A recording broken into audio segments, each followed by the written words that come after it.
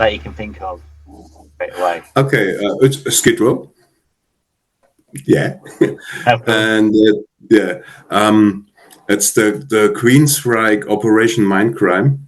It's also a really fantastic album.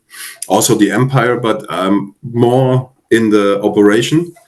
But the sound of the Empire was better than the Operation. And the third one, Whitesnake 1987. Fantastic, yeah. That's all for my eras, same era as well. Yeah, I'd go with those three too. It's not the old stuff. Yeah. I also like new one also. I think the Images and Words of Dream Theater is also a really, really fantastic album in the rock scene. So it was at this time you all sit there and say, "Wow, how can you do this style of music in this way?" For a musician, it was really great. Yeah, absolutely. Who would be your favorite three musicians then? Musicians. Okay. For me, it's Zakk Wylde is a really great guitar player. Sebastian Bach is also a great singer. Yeah, of course. Yeah, and John Sykes is also a really. And one more, George Lynch. Okay. Dokken. Yes. Dokken. It's because in the past I play also a Lynch model. Right. Guitar, custom Lynch. Right. So he's also I'm a great fan of his style. Yeah, he's amazing, actually. All right. What about three bands that are dead or alive to go on tour with? On tour with? Yeah. Even I'll tell you what. Since we're talking a bit about 80s, if you could go back in time, let's think of three bands from the 80s that you're in a time machine that you could go on tour with. Skid Row in the 80s. Yeah. I think this will be a really great one because I think this was also partying all the time. And they have a really, really great energy on stage. That's also what I like on stage, to shaking head and walking around. And so this is to do not only playing music, and also with the body, because I say the audience will see a concert, not only listen. So you have to do something also for the eyes. Spectacle. Great touring would always be with Motley Crue. Totally. Totally. Yeah. And I think Metallica will be a great big touring. Party Animals in the day, back in the 80s, another one. Yeah, all three of those bands. Would you survive the tour? Really, yeah. All right. So if you could go on tour to three countries that you've never toured before, which countries would you choose?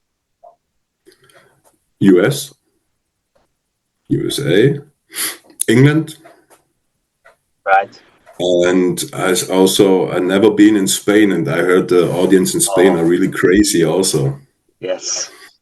Hopefully we can manage it with this band. Yeah. Before all the craziness of COVID-19 and all that, I went to Rock the Coast Festival, which is in Bengarola. Oh yeah.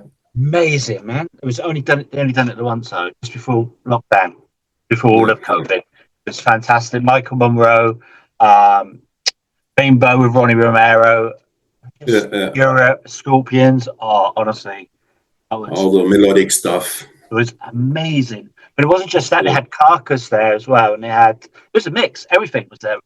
Yeah. How big is it? It was only like I don't know, 17 to 20,000, I think. Yeah, it was massive. It's okay. It was not the coast Bengarola. It's like right on the beach. It's like yes. I saw some pictures, I think, online. Oh man, honestly, it was directly on the beach. It's the best you can have. Yeah, amazing. Honestly, it was playing, going off stage, going to the beach, and have some. Yeah, exactly. Perfect. Udo played there as well. UFO. Oh. It was just. UFO. I was on tour with UFO. Yeah. With my old band Pump.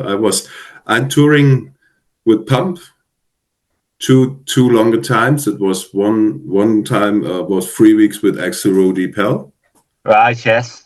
Yeah, this was really great. A really great guy, great band. They He are is. I also think so friendly. And the other one was with UFO, 1.5 week in Germany. It was also cool. And they are really hard drinkers. It was funny. Yeah.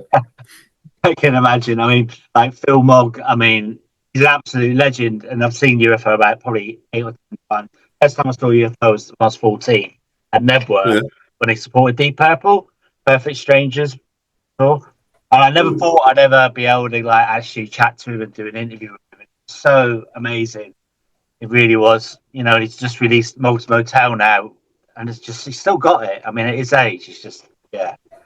Now it's an icon. He again in the 80s, he was a man, wasn't he? He was like a hard partier. He was. Yeah. There was one funny story in the backstage. It was before the show. We are finished. We are in the backstage, and Phil standing there, and the intro starts, and Phil walks in the wrong direction, and the manager runs and turns him around, and then on stage. That was really funny, yeah. That's classic, honestly. Yeah, these are stories you'll never forget. Yeah, totally. Awesome. That's amazing. All right. Now it's the final 6, right? So, if you had to do a 24-hour car trip with a famous musician, who would be in your car? Ooh. Oh. Great questions. Who would it be? Who would be interesting? I think Steven Tyler will be really interesting. Again, back in the 80s. Yeah, because I think he had stories to tell that will be longer than 24 hours. Imagine, yeah. It'd be cool. Yeah. That'd be cool. All right. So, if there was a made-up song about your personality, what would it be called? Well, a song about your personality, like a made-up song. Oh, about my personality.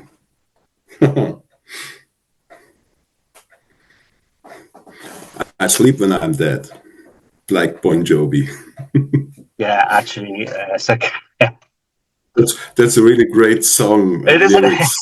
It is. It really is. Yeah. It really is. And It's My Life as well. I love that song as well.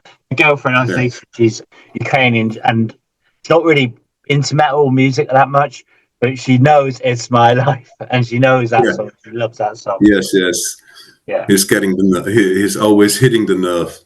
Yeah, totally, man. Yeah. He really, but very much so. Very much so. The problem I have with the Bon Jovi albums after the Keeping the Faith was mostly 2 or 3 songs are good, and the rest are really cheesy and so on. Yeah. We have 1 big hit and 2 okay songs, and the rest is not so. That was the problem of the newer albums. I agree totally. Yeah. All right. So, which song from Resurrection would wake you up in the morning?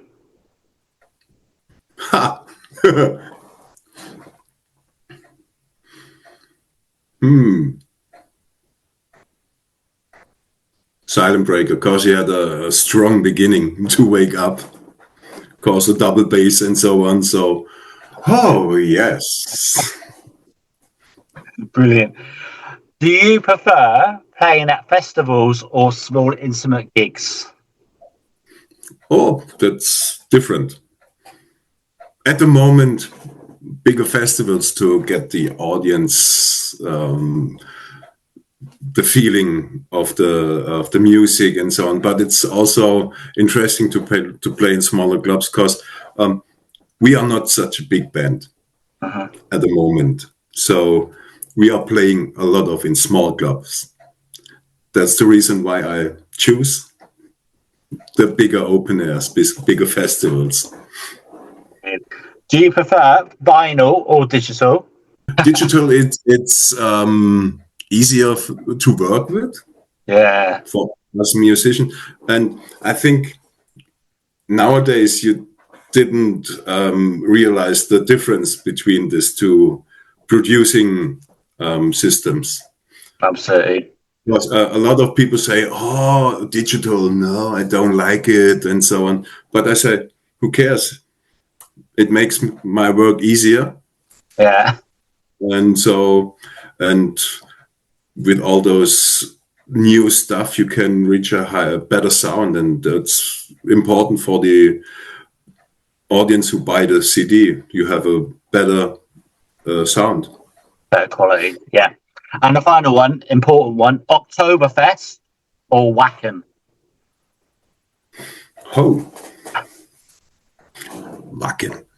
Because as a musician, you're on the other side. Yeah. You're in front of 80,000 people and not in the middle of 80,000 people. And I think one time playing Wacken, it will be, yes, a dream come true.